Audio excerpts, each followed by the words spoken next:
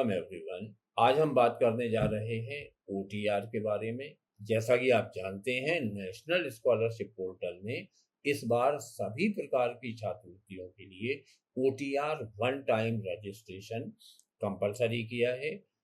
और जब हमने इस पर पहला वीडियो बनाया, उसके बाद से लगातार विद्यार्थियों के मैसेज आ रहे हैं कि आखिर वे योजनाएं कौन कौन सी हैं जो इसमें शामिल हैं। तो आज हम बात करेंगे स्कॉलरशिप्स ऑन एनएसपी। कौन कौन सी स्कॉलरशिप हैं जो एनएसपी पे उपलब्ध हैं। और आपको आश्चर्य होगा, जितनी छात्रवृत्ति योजनाएं उपलब्ध हैं उनमें से कई के तो आपने नाम भी नहीं सुने होंगे। तो ये सूचना उन विद्यार्थियों तक पहुंचना जरूरी है जो उस कैटेगरी में छात्रवृत्ति पाने की पात्रता रखते हैं, लेकिन केवल इसलिए कि उन्हें इसकी सूचना नहीं है वे इससे वंचित रह जाते हैं। तो ये काम आज हम करेंगे। दूसरा, हम बात करेंगे FAQs related to OTR. OTR को लेके जो भ्रांतियां, जो समस्याएं, जो शंकाएं विद्यार्थियों के मन में हैं, उन पर हम बात करेंगे। What is OTR? सबसे पहले, ये एक नई टर्म है जो हम लगातार यूज करेंगे। ओटीआर है क्या? One time registration is a 14-digit Aadhaar based number mandatory for students to get scholarships on National Scholarship Portal for academic year 2024-25। OTR one time registration एक 14 अंकों का आधार बेस्ड नंबर है जो मैंडेटरी है, आवश्यक है। अगर आप एनएसपी पर, नेशनल स्कॉलरशिप पोर्टल पर छात्रवृत्ति चाहते हैं तो आपको ओटीआर लेना ही पड़ेगा। ये मैंडेटरी है, माने कंपलसरी है, अनिवार्य। National scholarship portal is a digital platform. ये एनएसपी एक डिजिटल प्लेटफॉर्म है that carries scholarships offered by the central government. केंद्र सरकार की तो सारी योजनाएं एनएसपी पे हैं। स्टेट गवर्नमेंट्स, कई राज्य सरकारों ने भी अपनी योजनाएं एनएसपी को ट्रांसफर कर दी हैं। And different government agencies like AICTE, UGC, university grant commission, all India council of technical education, इस तरह की जो संस्थाएं हैं, इन्होंने भी अपनी स्कॉलरशिप एनएसपी के माध्यम से देना तय किया है। The national scholarship portal covers all types of scholarship for class 1 to PhD level. कक्षा 1 से लेके पीएचडी तक जो भी केंद्र सरकार की योजनाएं हैं वे एनएसपी पे हैं। The NSP portal manages various services. ये विभिन्न प्रकार की सेवाएं देता है, लाइक वेरीफाइंग स्टूडेंट एप्लीकेशंस। विद्यार्थियों की एप्लीकेशन को वेरीफाई करता है, सत्यापित करता है। प्रोवाइडिंग एप्लीकेशन रिसीप्ट, आवेदन की रसीद देते हैं। प्रोसेसिंग द एप्लीकेशन, उसकी जांच करते हैं। And sanctioning and disbursal of scholarship amount to the beneficiary. छात्रवृत्ति स्वीकृत भी वहीं होती है, लाभार्थी के खाते में राशि का भुगतान भी इनके द्वारा ही किया जाता है। अब सबसे इम्पोर्टेंट बात, वे योजनाएं कौन सी हैं जो नेशनल स्कॉलरशिप पोर्टल पर हैं। तो जब हम इस वीडियो के लिए रिसर्च कर रहे थे तो मालूम पड़ा कि कई ऐसी योजनाएं भी हैं जो हमारे क्षेत्र के विद्यार्थियों को पता भी नहीं है। इसलिए हमने इस बार ये किया है कि ये जो प्रेजेंटेशन है ये हम इस वीडियो के साथ लिंक में शेयर करेंगे। और ये जो नीला प्रिंट हो रहा है, जब आप इस पे क्लिक करेंगे तो यहाँ वो पेज खुल जाएगा जिस टाइप की ये स्कॉलरशिप। तो इसे डाउनलोड करें, छात्रवृत्ति का नाम देखें, उस पर क्लिक करके उसकी एलिजिबिलिटी चेक करें। यदि एलिजिबिलिटी, पात्रता की शर्तें आप पूरी करते हैं तो एनएसपी पे आपको आवेदन करना है। अगर आप उसके लिए पात्र नहीं हैं, जैसे सिंपल सा एग्जाम्पल है, यदि आप दिव्यांग हैं तो दिव्यांग कैटेगरी में भरेंगे। यदि आप दिव्यांग नहीं हैं तो फिर वो स्कॉलरशिप आपके लिए नहीं है। तो सेंट्रल स्कीम्स पे पहले बात करते हैं। नेशनल मींस का मेरिट स्कॉलरशिप, ये NMMSS कहलाती है। Department of school education and literacy के द्वारा संचालित है और इसके फ्रेश फॉर्म भरे होना शुरू हो गए हैं। Application deadline to be declared, अभी अंतिम तिथि घोषित होना है। तो जब हम नेशनल मींस का मेरिट स्कॉलरशिप पर क्लिक करेंगे तो यहाँ ये योजना खुल जाती है। इसकी एलिजिबिलिटी चेक करें, 8वीं में रहते हुए ये परीक्षा देना होती है, सरकारी स्कूल में पढ़ना ज़रूरी होता है, और बेनिफिट्स में 12,000 रुपये प्रति वर्ष 9वीं से 12वीं तक मिलते हैं। दूसरी है NEC merit scholarship for NER region. ये नॉर्थ ईस्टर्न काउंसिल NEC जो होती है वो देती है, इनकी डेट भी डिक्लेयर होना है। Central sector scheme of scholarship for college and university students, ये डिपार्टमेंट ऑफ हायर एजुकेशन की स्कीम है, डेट घोषित होना है अभी। जब हम इस पर क्लिक करते हैं तो ये योजना के बारे में जानकारी हमें दिख जाती है। एलिजिबिलिटी 12वीं पास जो 1% टॉपर्स होते हैं, अगर वो साइंस, कॉमर्स या humanities have secured above 80th percentile in relevant stream. Science, commerce और ह्यूमैनिटीज में जो टॉप 80th परसेंटाइल वाले विद्यार्थी हैं वे हर बोर्ड के होते हैं। इसमें ये बेनिफिट्स दिए हुए हैं इन्होंने कि किस किस क्लास में कितनी कितनी स्कॉलरशिप मिलती है। Pre matric scholarship scheme for minorities, अल्पसंख्यकों के लिए ये अल्पसंख्यक विभाग द्वारा संचालित योजना है। प्री मैट्रिक 1 से 10वीं तक, पोस्ट मैट्रिक 11वीं 12वीं में, और merit come means scholarship for professional and technical courses, ये 3 स्कीम इनकी हैं। प्री मैट्रिक पे जब हम क्लिक करते हैं तो इनकी डिटेल्स खुलती हैं। एलिजिबिलिटी है कि वो माइनॉरिटी कम्युनिटी में, मतलब Muslim, Sikh, Christian, Buddhist, Jain या ज़ोरोस्ट्रियन, पारसी होना चाहिए। To be studying in class 1 to 10th in government और private including residential government institute eligible for. पिछली परीक्षा में 50% अंक होना चाहिए और परिवार की आय 1 लाख रुपए से कम हो तो इसमें पात्रता है। यहाँ जो स्कॉलरशिप मिलती है वो होती है, एडमिशन फीस 500 रुपये देते हैं ये, ट्यूशन फीस 350 रुपये प्रति माह, मतलब 3,500 रुपये प्रति वर्ष, मेंटेनेंस अलाउंस 10 माह का 100 रुपये प्रति माह के हिसाब से, यानी 1,000 रुपये कक्षा 1 से 5 के लिए, और 600 रुपये पर मंथ यानी 6,000 रुपये हॉस्टलर के लिए, और 100 रुपये डे स्कॉलर्स के लिए। 100 रुपये प्रति माह मतलब 10 माह के 1,000 रुपये। तो ये कक्षा 1 से 10 तक पढ़ने वाले विद्यार्थियों के लिए छात्रवृत्ति है यदि वे माइनॉरिटी में हैं। बेगम हजरत महल नेशनल स्कॉलरशिप, ये भी माइनॉरिटीज वाली स्कॉलरशिप है। इसकी एलिजिबिलिटी देखें, be a girl student belonging to minority और be studying in class 9 to 12, 9वीं से 12वीं तक अध्ययनरत होना चाहिए। 50% मार्क्स हो और परिवार की इनकम 2 लाख रुपए से कम हो तो वे बालिकाएं इसके लिए पात्र होती हैं। Department of empowerment of persons with disability, दिव्यांग लोगों के लिए प्री मैट्रिक स्कॉलरशिप होती है, पोस्ट मैट्रिक स्कॉलरशिप है, और scholarship for top class education. यदि हम प्री मैट्रिक देखें तो प्री मैट्रिक स्कॉलरशिप में पात्रता की शर्त है कि 9वीं 10वीं में उसे होना चाहिए, चूंकि प्री मैट्रिक है। 40% डिसेबिलिटी हो, परिवार की आय 2.5 लाख रुपए से कम हो। जो लाभ प्राप्त होते हैं वे यहाँ दिए हुए हैं, इन्हें देख लें। Ministry of labour and employment financial assistant for education of the wards of beedi, cine, IOMC, LSDM workers. ये पोस्ट मैट्रिक और प्री मैट्रिक 2 तरह की छात्रवृत्ति है जो बीडी मजदूरों को, सिनेमा में काम करने वाले।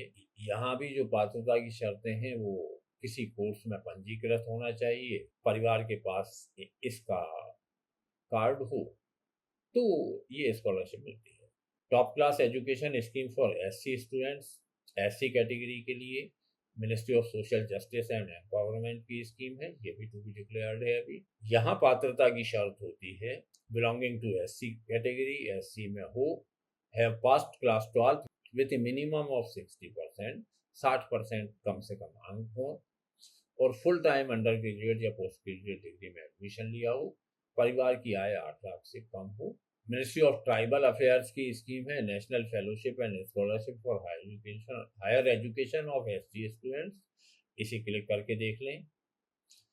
Prime minister's scholarship scheme of central arm forces and Assam rifle, और prime minister scholarship scheme for wards of state union territories police personnel martyr during terror Naxal attack.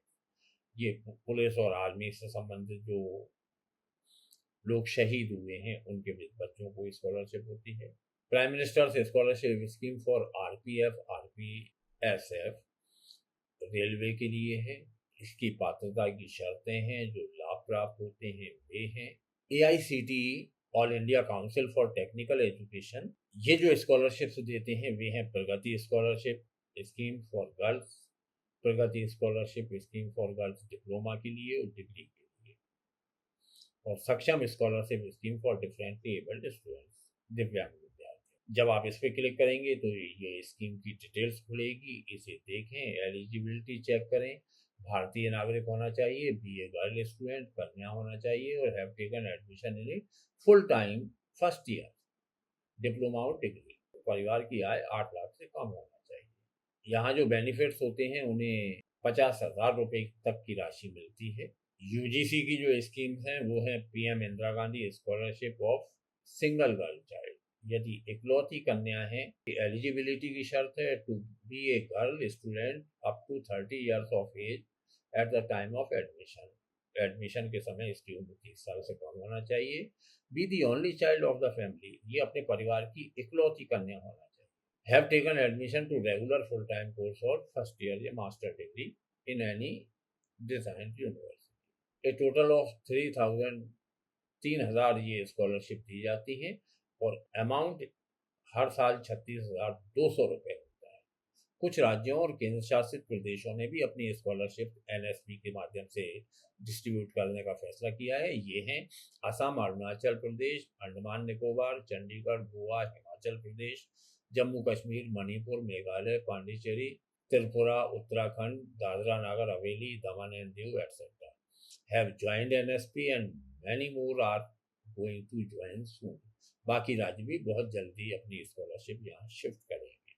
अब हम बात करते हैं नेशनल स्कॉलरशिप पोर्टल को लेके जो कुछ सामान्य से प्रश्न पूछे जाते हैं। एक ट्रेनिंग में frequently asked questions on one time registration, Anurag S बेसेन सर द्वारा तैयार ये PPT है 2024 के लिए। इसमें जो सामान्य प्रश्न है, हम इस PPT का भी लिंक इसके साथ शेयर करेंगे, आप इसे आराम से पढ़ सकते हैं। पहले व्हाट इज OTR क्या है ये बताया है, इसके बेनिफिट्स क्या हैं ये बताए गए हैं। तीसरा क्वेश्चन है which portals typically use OTR। तो the NSP portal and other state portals में implement one time registration to simplify the registration process and ensure deduplication. ये प्रक्रिया को सरल करने का एक प्रयास है जो किया जा रहा है। इस one time registration mandatory for all services on NSP। क्या NSP की सेवाओं का लाभ लेने के लिए OTR जरूरी है? जवाब है यस, हाँ ये जरूरी है। पांचवा, what document information do I need to have ready to create my OTR। अगर आप OTR क्रिएट करना चाहते हैं तो क्या क्या होना चाहिए? तो to create your OTR student shall have आपके पास होना चाहिए active mobile number, Aadhaar number, mobile number linked with Aadhaar और NPCI सीडिंग स्टेटस। ये डिजायर्ड है कि आपका NPCI स्टेटस एक्टिव हो। कैसे होता है ये हमने एक वीडियो में शेयर किया था, उसकी लिंक भी शेयर करेंगे। इफ यू डोंट हैव आधार तो आपके पास आधार की रसीद होना चाहिए। छठवां प्रश्न ये है कि can I update my information after completing the OTR registration process. क्या OTR बनाने के बाद हम अपने आधार में संशोधन कर सकते हैं? तो yes you can do it, लेकिन फिर इसके बाद आपको eKYC दोबारा करना होगा। How frequently should I update my one time registration information? तो it is advisable to review and update your OTR information periodically, specially if there are changes to your personal details और contact information. जब भी आपकी जानकारी में कोई परिवर्तन होता है, कोई चेंज आता है, तो आपको OTR अपडेट करना चाहिए। Do I need to remember multiple application IDs with one time registration? क्या मुझे ढेर सारी IDs याद रखना पड़ेंगी? जवाब है नहीं, it is not required nor needed. Using the OTR number you can retrieve all application IDs linked to it. OTR पे वे सारी एप्लीकेशन ID अटैच रहेंगी जहां जहां आप अप्लाई करते हैं। नवा क्वेश्चन है can I use one time registration across different devices? क्या ये अलग अलग उपकरणों पे चलता है? तो जवाब है हाँ। OTR is design to be accessible from various devices such as computer, smartphone and tablet.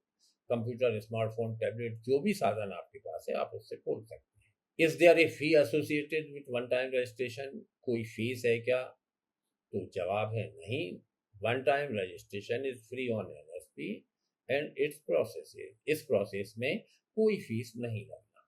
ये बहुत इंपॉर्टेंट चीज है, कई लोग इससे परेशान है। What is the reference number? A reference number is assigned when user provide their own Aadhaar or their guardian's Aadhaar.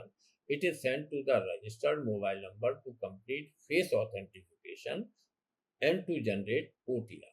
पिछली साल जिन लोगों ने अप्लाई किया था 2023-24 में, जिन लोगों ने एनएसपी पे अप्लाई किया था, उन्हें रेफरेंस नंबर भेजा गया है। वे उस रेफरेंस नंबर का उपयोग करके अपने रजिस्टर्ड मोबाइल से फेस ऑथेंटिकेशन करेंगे और फिर OTR नंबर जनरेट करेंगे। What are the next step after obtaining reference number? Reference number प्राप्त होने के बाद क्या करें? तो once you have a reference number, log in to the face authentication app and complete the face authentication. After successfully completing face authentication you will receive your OTR। जब ही आपने चेहरे का बायोमेट्रिक सत्यापन किया, आपको OTR प्राप्त हो जाएगा। How long will my reference number be valid? 13th question है, कब तक चलेगा? तो जवाब है your reference number will be valid until you complete the face authentication and KYC process. जब तक आप फेस ऑथेंटिफिकेशन और KYC पूरी नहीं करते, तब तक ये रेफरेंस नंबर वैलिड रहेगा। After this your OTR will remain valid. इसके बाद OTR वैलिड होगा और आपके पूरे एकेडमिक कैरियर के लिए होगा। 14th क्वेश्चन है, what should I do if I forget my reference number? भूल जाते हैं तो फॉरगेट रेफरेंस नंबर ऑप्शन होता है, उससे रिट्राइव कर सकते हैं। 15th, what happens if I forget my one time registration credentials? अगर हम इसकी जानकारी भूल जाएं तो if you forget your OTR number you can retrieve it by selecting the forgot OTR number. Option एक विकल्प मिलेगा, हम भूल गए हैं तो रिकवर कर सकते हैं। I have generated my reference number, how to complete my face authentication and generate OTR? Reference number मिल गया है जिन लोगों को पिछले सत्र में। Face authentication is mandatory for generation of OTR। OTR के लिए चेहरे का बायोमेट्रिक सत्यापन होना जरूरी है। NSP has launch the mobile app for Android devices. Android के लिए एक ऐप लॉन्च किया है। Student is required to follow below step for face authentication and generation of OTR। यहाँ से अगर आप करते हैं तो ये स्टेप रहेंगी। पहला, download and install the face RD app from Google play store. Google play से इसे डाउनलोड करें। ये आधार फेस RD ऐप है, इसे इंस्टॉल करें अपने मोबाइल पे। तो फेस RD ऐप को गूगल प्ले स्टोर से डाउनलोड करना है, लिंक यहाँ भी दी हुई है। Download and install NSP OTR app, दूसरा ऐप ये डाउनलोड करना है गूगल प्ले स्टोर से, इसकी लिंक ही नीचे दी हुई है। Complete the face authentification using option eKYC with face authentication on NSP OTR mobile app. NSP OTR जो मोबाइल ऐप है, इस ऐप पे आप अपना फेस ऑथेंटिकेशन कर सकते हैं। 17th में, I am facing difficulty while performing face authentication. अगर कोई समस्या आती है तो successful face capturing requires proper positioning and good lightning condition. आपके पास रोशनी होना चाहिए, सही एंगल हो। To know more about the Aadhaar face authentication please visit FAQ number 21, जो आधार की वेबसाइट पे 21 नंबर के क्वेश्चन में उन्होंने विधि बताई है, उस तरीके से करें। 18th क्वेश्चन है, what should I do if I want to change mobile number registered in my OTR? अगर हम नंबर बदलना चाहते हैं तो mobile number registered with OTR reference number can be change after successful Aadhaar based OTP authentication. एक बार आधार बेस्ड ऑथेंटिकेशन के साथ आप बदल सकते हैं इसे। 19th क्वेश्चन है, what should I do if I haven't received the password after completing my OTR? The student should visit student corner on NSP। तो NSP पे स्टूडेंट कॉर्नर में जाएं एंड एक्सरसाइज फॉरवर्ड पासवर्ड, तो यहाँ forward password पे click करें। Option available under OTR login, OTR login में forward password का ऑप्शन है। पासवर्ड आपको प्राप्त नहीं होता तो कोई समस्या नहीं है। The same option can also be use to reset the existing password, इससे आप अपना पासवर्ड चेंज भी कर सकते हैं। 20वां क्वेश्चन है, what should I do if my Aadhaar is already seeded with bank account but on OTR it is showing not seeded. अगर हमने आधार को बैंक अकाउंट से लिंक करवा लिया है, यहाँ नहीं दिख रहा, तो आधार सीडिंग का एक विकल्प दिया हुआ है, check it now option available in profile detail section under OTR login. OTR login पे प्रोफाइल सेक्शन में एक विकल्प है आधार सीडिंग, वहां क्लिक करें, अपना आधार नंबर लिखें, जानकारी मिल जाएगी। तो ये इसके बारे में सारी सूचनाएं थी। उम्मीद है ये जानकारी अच्छी लगी होगी। OTR बहुत इंपॉर्टेंट है विद्यार्थियों को, अगर NSP पोर्टल पे स्कॉलरशिप प्राप्त करना है तो OTR रजिस्ट्रेशन करना पड़ेगा। तो कृपया अपने परिचय क्षेत्र के सभी विद्यार्थियों को सूचित करें। Thank you for watching me, have a nice day.